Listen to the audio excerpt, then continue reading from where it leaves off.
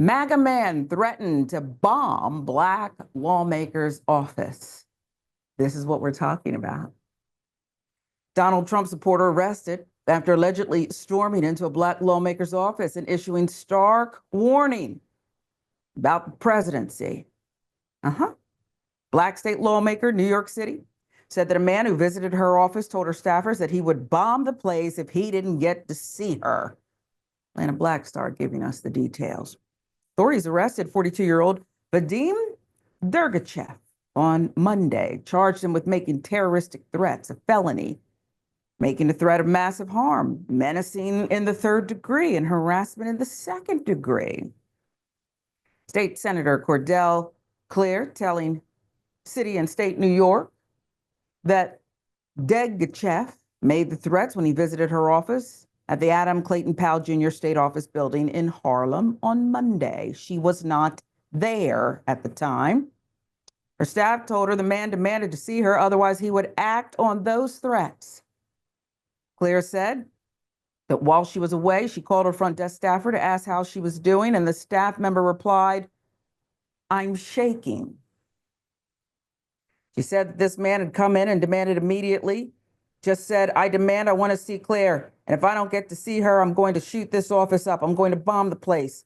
And remarks similar to that, Cleare said. He went on to say these references to President-elect Trump, he's the president now. Things are going to change now. He made some disparaging remarks about President Biden and Vice President Harris. After security was called, the building was cleared. Police were called to the scene. Dergachev was removed from the office, taken into custody, according to Cleare's account. She added that Dergachev was unarmed when he entered the building.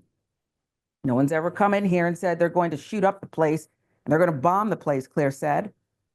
Of course, people are upset sometimes, angry or what have you, but to come in and threaten violence on that level, very unnerving and disturbing. The Black, Puerto Rican, Hispanic, and Asian Caucus for the New York State Legislature released a statement. Regardless of political affiliation or preferred candidates, there is absolutely no room for threats or violence in our public discourse. The caucus's statement read in part, it is incumbent upon every leader who holds a federal or local office to set a positive example for all constituents by promoting respectful dialogue and fostering a culture of nonviolence. In these times, that represents pie in the sky fantasy. And they're not wrong for saying it, Yas, but it's a fantasy. We've got to confront what we're actually facing. This is an unnerving incident. You heard the staffer report, as the representative stated, was shaking. But this is where we are. And I don't know what's going to happen to this perpetrator accused, but I know that people feel emboldened, and it's been growing over the last decade. Doesn't mean that these people weren't doing what they were doing all along, but they are shouting it. Yeah. Because they're allowed to. What say you? I mean, well, I just did a story for Rebel HQ. It's not out yet, but stay tuned. And I was talking about how right now Trump is trying to block a bill that would protect journalists and journalistic sources from being doxxed or from receiving threats from people who could be dangerous to them. Again, Trump is trying to have this bill blocked. He does not want journalists or their sources to feel safe enough to literally do their jobs.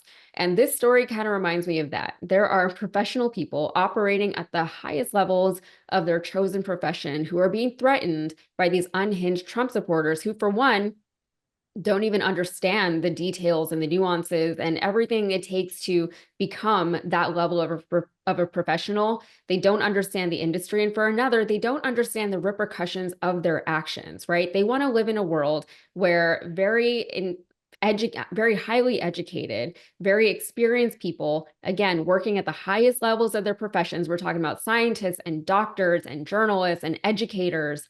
They want to live in a world where those people do not feel safe to operate at those levels. They want to live in a world where everyone is just like base level, I don't know, maybe a high school level education. And, if we're all just trying to figure out the world for ourselves. That's not a great way to live, right? That's not a great way to run a society. We're supposed to have experts. We're supposed to have people who are specialized in certain things, and we're supposed to be able to let them do their jobs because their jobs are part of a functioning society. And the world that Trump and his supporters want to live in is a world where none of that stuff exists. They just want to dumb everybody down, dumb all of society down, and they want to feel as if, no one's better than them, I guess. I don't know. Like, that's what it feels like to me. It Sick. feels like, Yeah. an inferiority complex or something like that. Yeah. It really is sick. Insecurity, it is sick. And inferiority complex, as you suggested. I'm not going to dumb it down into gutter. They can go there by themselves. I'm going to fight.